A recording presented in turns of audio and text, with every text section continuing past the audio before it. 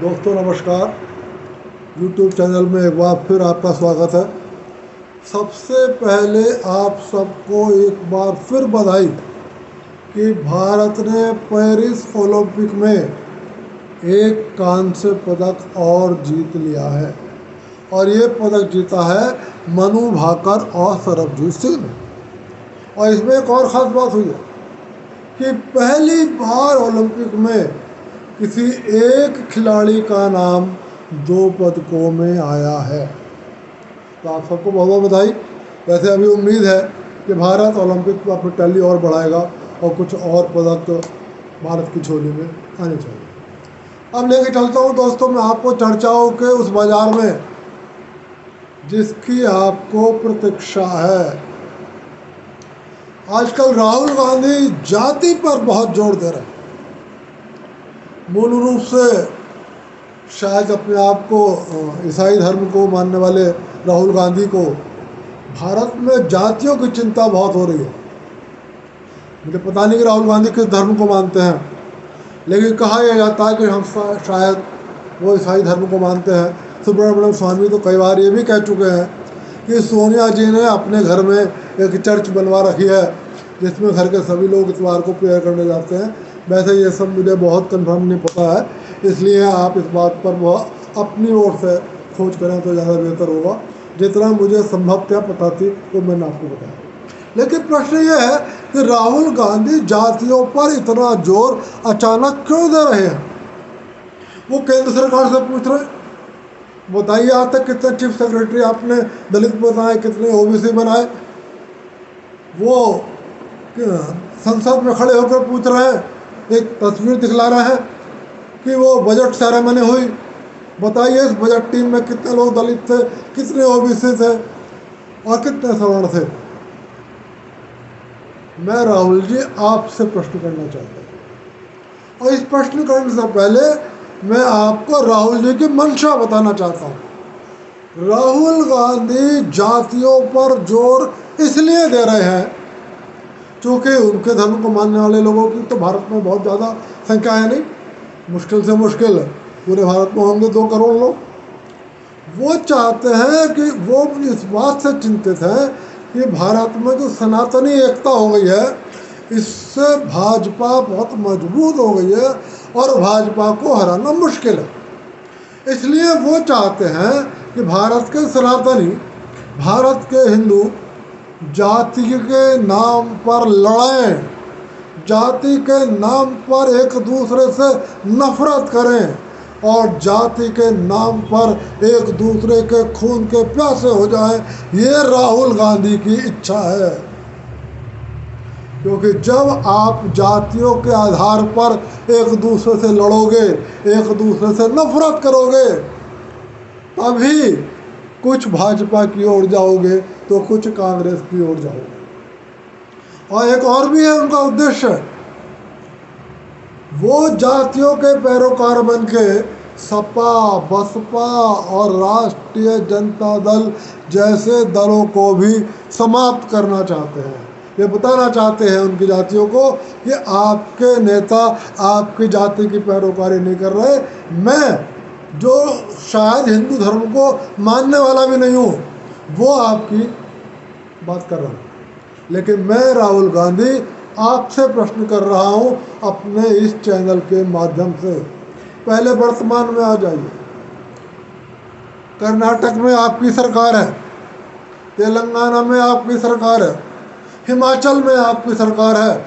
आप बताइए इन तीनों राज्यों में आपने कितने दलित चीफ प्रमुख सेक्रेटरी बनाए हैं, कितने आपने ओबीसी बनाए हैं। मैं दे रहा हूं जवाब, आपने तीनों राज्यों में से एक राज्य में भी ना किसी दलित को चीफ सेक्रेटरी बनाया है और ना किसी ओबीसी को चीफ सेक्रेटरी बनाया। 2013-14 में कांग्रेस की सरकार ने आखिरी बार बजट बनाया था। आपने 2024-25 के बजट के लिए निर्मला सीतारमण जी से पूछा कि कितने लोग किस जाति के थे। हालांकि आपको इस प्रश्न पर ना केवल सीतारमण जी से पकड़ के बैठी थी, आपकी पार्टी के सांसदों के बीच में भी आप हंसी के पात्र थे और लोग मुंह पे उंगली रख के हंस रहे थे। लेकिन फिर भी मैं आपको बताना चाहता हूँ, आप बताइए, जब 2013-14 में आपके वित्त मंत्री ने बजट बनाया था, 6 लोगों की टीम थी, उन 6 लोगों में कितने दलित थे और कितने ओबीसी थे? मेरा जवाब है, उन 6 में एक भी दलित नहीं था, एक भी ओबीसी नहीं था। तो बताइए, क्या कांग्रेस दलित विरोधी है? क्या कांग्रेस ओबीसी विरोधी है? कुछ और भी आंकड़े आपको लेके आया हूं।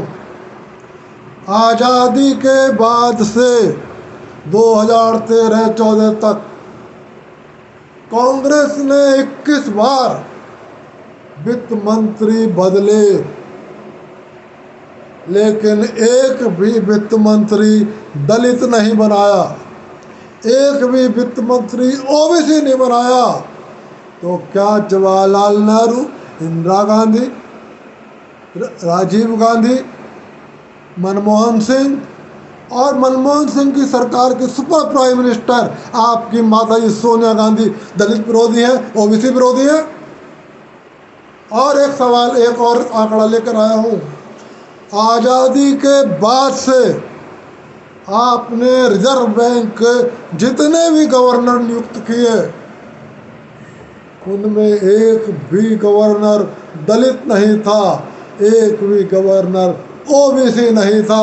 तो राहुल गांधी जवाब दीजिए, जनता को बेवकूफ मत बनाइए, अपने गिरबान में झांकिए, बताइए कि आपने सत्ता में रहकर कितने वित्त मंत्री बनाए दलित और ओबीसी, बताइए कि आपने सत्ता में रहकर कितने आरबीआई के गवर्नर बनाए, और बताइए कि आपकी पिछली जो लास्ट बजट टीम थी उसमें कितने थे?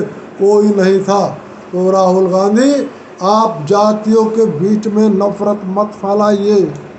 आपका मकसद किसी को किसी का हक दिलाना नहीं है, आपका एकमात्र मकसद सनातनी एकता को तोड़ना है, सनातनियों को, हिंदुओं को आपस में लड़ाना है, इनके बीच में नफरत की दीवारें खड़ी करनी है, इनके बीच में खूनी लड़ाई छड़वानी है, जिससे कि आप सत्ता को प्राप्त कर सकें। डिवाइड एंड रूल आपके खानदान की नीति रही है।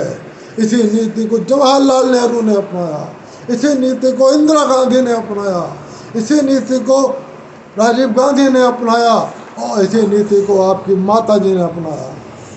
जब सिखों का नरसंहार आपके पिताजी ने करवाया था, तब भी उनके दिमाग में यही नीति थी। तो दोस्तों, मैं आज आपको सिर्फ राहुल गांधी के झूठ की पोल खोलने आपके समक्ष आया था। आज की चर्चा बस यहीं तक, फिर किसी और दिन किसी और चर्चा पर कल को बात करेंगे। तब तक के लिए नमस्कार। यदि आपको मेरा ये वीडियो पसंद आया हो तो इसे लाइक कर देना, इस मेरे चैनल को सब्सक्राइब कर देना। एक बार फिर सबको नमस्कार। सावधान रहिए राहुल गांधी से, सावधान रहिए इन विधर्मियों से, और सावधान रहिए सनातनी एकता को तोड़ने वाले इन लोगों से।